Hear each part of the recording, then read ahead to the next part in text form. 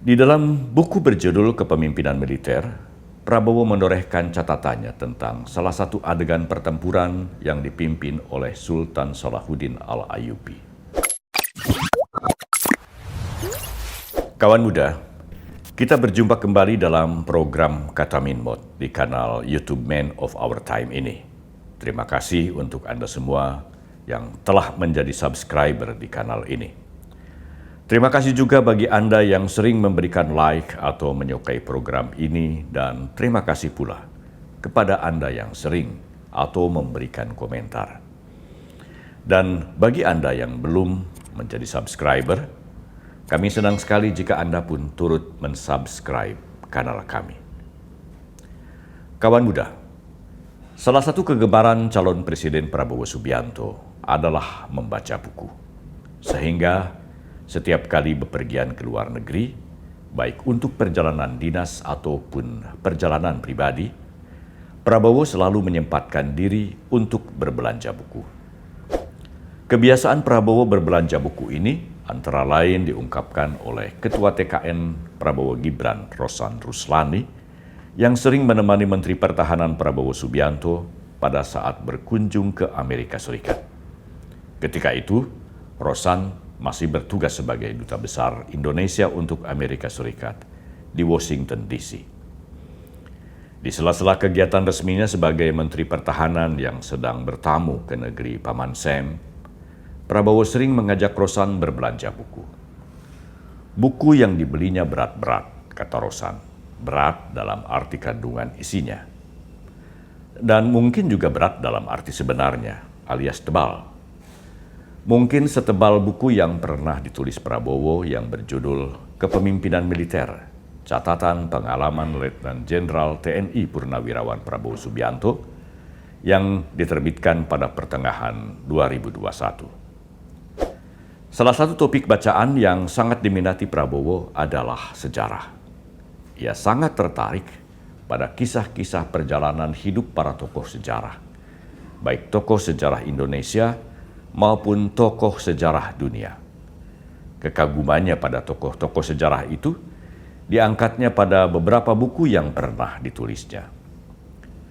Salah satu tokoh sejarah dunia yang dituliskan Prabowo dalam buku Kepemimpinan Militer adalah Salahuddin Al-Ayyubi, pahlawan Islam yang sangat dikagumi dan disegani dunia barat. Selain karena kegagah beraniannya memimpin pertempuran melawan para Crusader atau pasukan salib, Salahuddin juga mempunyai toleransi yang sangat tinggi. Bahkan, ia sangat menghormati musuh-musuhnya di medan perang. Saat pertama kali memasuki Yerusalem, setelah berhasil mengalahkan pasukan salib, hal paling pertama yang dilakukan Salahuddin adalah menjaga semua gereja Kristen dan sinagog Yahudi, agar umat Nasrani dan Yahudi bisa beribadah dengan tenang dan damai di rumah-rumah ibadah mereka. Hal ini sangat berbeda dengan saat pasukan Crusader menguasai Yerusalem.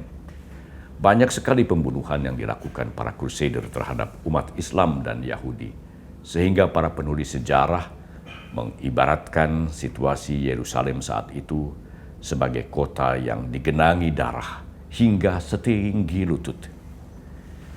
Tetapi apa yang dilakukan Salahuddin Al-Ayyubi setelah berhasil mengusir para Crusader dari kota yang kini diklaim kaum Zionis sebagai ibu kota Israel itu bukan pembalasan dendam, melainkan sebaliknya. Ia melindungi semua umat beragama yang tinggal di kota tersebut. Salahuddin dihormati dan disegani seluruh dunia, termasuk dunia barat, antara lain karena cara berperangnya yang penuh sifat dan jiwa kesatria, tulis Prabowo. Salahuddin Al-Ayyubi dilahirkan pada sekitar tahun 1137 Masehi di Benteng Tikrit, Irak. Nama lengkapnya Abul Muzaffar Yusuf bin Najmuddin Ayyub. Ayahnya, Ayyub Najmuddin, adalah seorang komandan pasukan yang menguasai Benteng Tikrit. Salahuddin menghabiskan masa kecilnya dengan mempelajari dan menghafal Al-Quran, kemudian melanjutkan pendidikannya di Damaskus, Suriah, untuk mempelajari ilmu kalam atau teologi Islam, sehingga ia pun dikenal sebagai salah seorang ahli hadis. Karirnya sebagai tentara dimulainya saat ditunjuk Jenderal Asaduddin Shirkuh, yang tak lain adalah pamannya sendiri, untuk menjadi pemimpin keamanan di wilayah Mesir. Berkat keberhasilannya sebagai komandan pasukan keamanan, Salahuddin pun dinobatkan menjadi Perdana Menteri Mesir. Setelah berkuasa penuh atas Mesir, Salahuddin menyatukan negara-negara Islam yang saat itu terpecah-pecah menjadi negara-negara tersendiri. Pada tahun 1174, Salahuddin berhasil menguasai Damaskus, Aleppo, Mosul, dan seluruh Suriah, kemudian memperluas wilayah kekuasaannya hingga mencakup Yaman, Tripoli atau Libya, dan Maghrib atau Maroko, sampai akhirnya berhasil merebut Yerusalem dari tangan pasukan salib. Umat Islam saat itu menyebut Yerusalem sebagai Al-Quds atau Al-Maqdis karena di dalamnya ada Baitul Maqdis yang diimani kaum muslimin sebagai tempat Rasulullah SAW berangkat menuju Sidratil Muntaha dalam peristiwa Isra dan Mi'raj. Itu sebabnya umat Islam menganggap Al-Quds atau Yerusalem sebagai salah satu kota suci selain Makkah Al-Mukarramah dan Madinah Al-Munawwarah. Pada 10 Februari 1144 Masehi, Sultan Salahuddin Al-Ayyubi menerima penyerahan kota Yerusalem dari Balian of Ibelin, pemimpin pasukan salib. Penyerahan kota Yerusalem oleh tentara salib dilakukan setelah pasukan Salahuddin mengepung kota tersebut selama 12 hari. Dengan dikuasainya Yerusalem atau Al-Maqdis, maka jatuhlah sebagian besar kota dan wilayah yang masih berada dalam penguasaan para Crusader. Kisah Sultan Salahuddin Al-Ayyubi yang oleh masyarakat barat disebut sebagai The Sultan Saladin pernah diangkat ke dalam sebuah film berjudul The Kingdom of Heaven yang diproduksi oleh 20th Century Fox pada tahun 2005. Film ini sempat menjadi top box office di seluruh dunia dan menghasilkan laba sekitar 218 miliar dolar Amerika. Di dalam film tersebut, antara lain digambarkan bagaimana Salahuddin Al-Ayyubi yang diperankan oleh aktor Ghassan Massoud sangat menghormati musuh-musuhnya dan melindungi seluruh umat beragama baik Muslim, Nasrani maupun Yahudi. Dengan kata lain, Sultan Saladin adalah seorang panglima perang dan negarawan yang memiliki toleransi sangat tinggi. Salah satu simbol toleransinya diperlihatkan di salah satu adegan film The Kingdom of Heaven.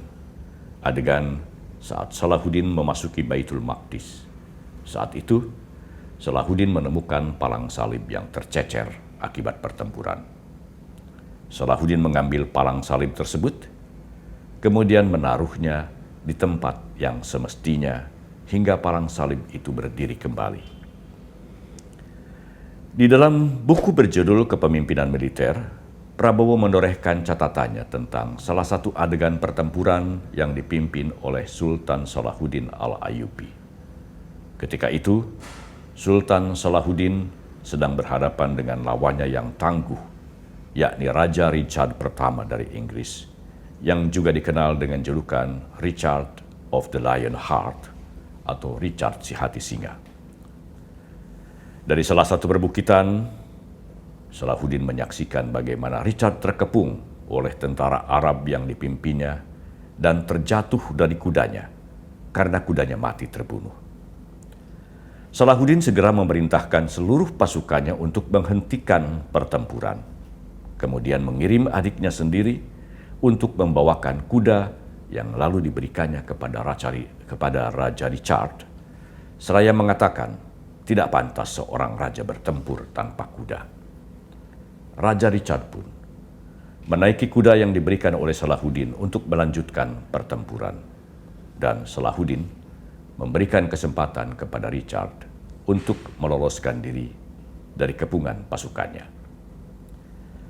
Contoh-contoh sifat kesatria macam inilah yang membuat Salahuddin dikagumi orang-orang barat, tulis Prabowo. Prabowo sangat menghargai jiwa kesatria seperti halnya Sultan Salahuddin Al-Ayyubi.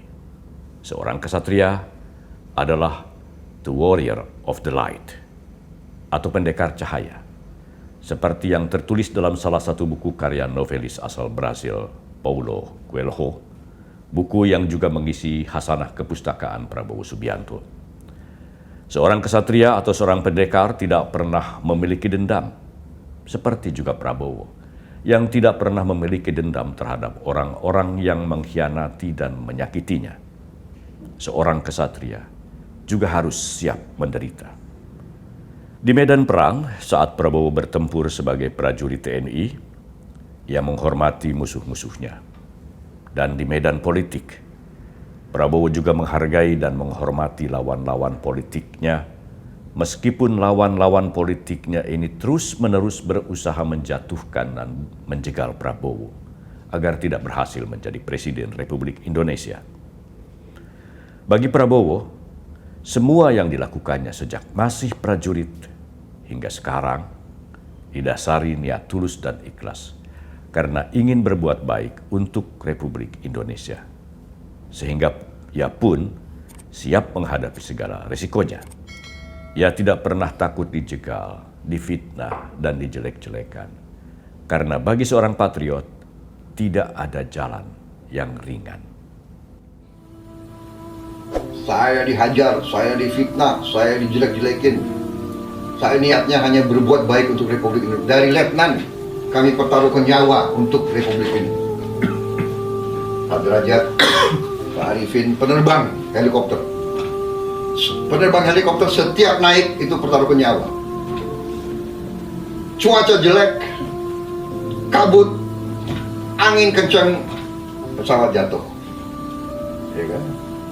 Saya bertempur di bawah, mereka harus turun. Harus ambil anak buah saya yang korban, yang kena tembak, yang mati, yang luka. Peluru saya habis, mereka harus datang turun, ditembakin oleh musuh. Ini semua kita lulusan daerah perang semua. Tidak ada, there is no easy road. Bagi seorang patriot yang ingin berbuat baik, tidak ada jalan yang ringan. Itu pelajaran sejarah.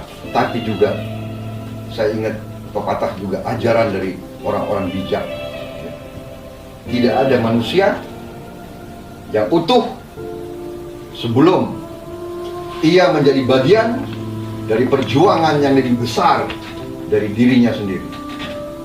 Jadi kalau Anda tulus, ikhlas, ingin berbuat baik di masyarakat, ingin melakukan perubahan, ingin mengabdi dengan kebaikan, dengan otakmu, dengan perbuatan yang baik, nggak usah takut halangan, nggak usah takut dijegal. Itulah Prabowo Subianto, calon presiden kita yang sangat dihormati para pemimpin dunia. Sampai di sini dulu kawan muda, jangan lupa subscribe, like, dan memberikan komentar. Salam Minmot. Prabowo Gibran, Man of Our Time.